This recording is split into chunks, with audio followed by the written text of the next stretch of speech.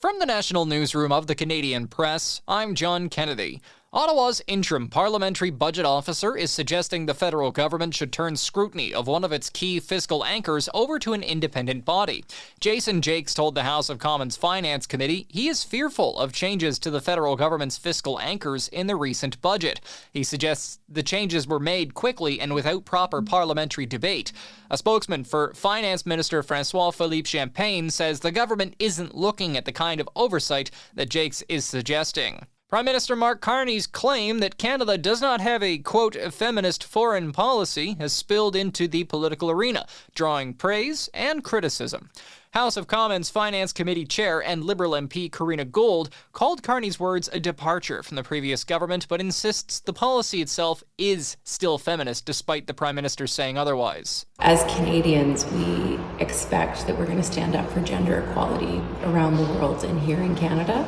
There are a lot of people who worked on this policy who care very deeply about it, and I hope that he sees that what he talks about actually is feminist, and that is something that we should all be very proud of. Former Conservative leader Erin O'Toole praised Carney's comments on social media, saying the virtue-signaling era of Canadian foreign policy is finally over.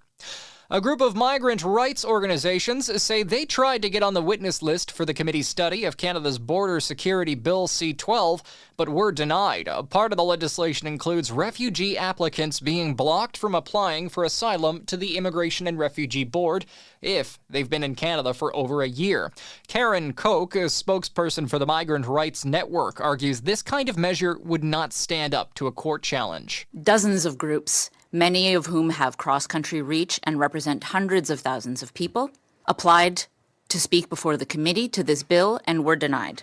Meanwhile, MPs heard repeatedly from border and policing agencies. The Migrant Rights Network and other agencies were able to submit written comments to the committee, but they say there is no public documentation yet of how that factors into deliberations on the bill. Canadian astronaut Jeremy Hansen is looking forward to his upcoming trip to the moon. He spoke with reporters on Parliament Hill today on his way into several meetings. From my perspective, what I'm excited about is how this represents Canada. It has very little to do with me, but the fact that Canada will be the second country in the world to send a human into deep space says a lot about our industry, our academia, our can-do attitude, and our innovation that's very much welcomed on the world stage. I think it's a great reminder for Canadians that sometimes we keep ourselves a little small and we can do some extraordinary things. The Artemis II mission is set to launch early next year, and Hansen is currently on his last trip home to Canada before the launch. This is the Canadian Press.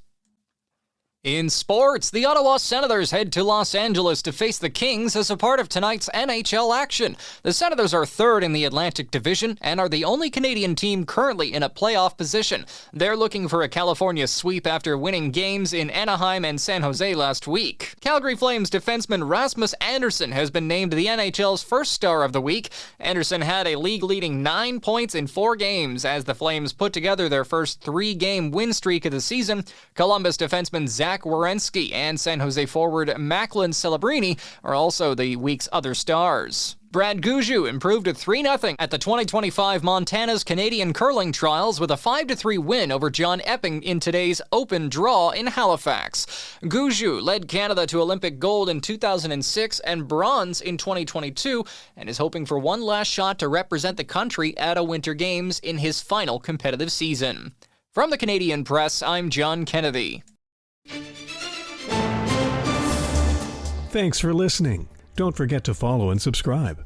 For more of today's top stories, visit thecanadianpressnews.ca.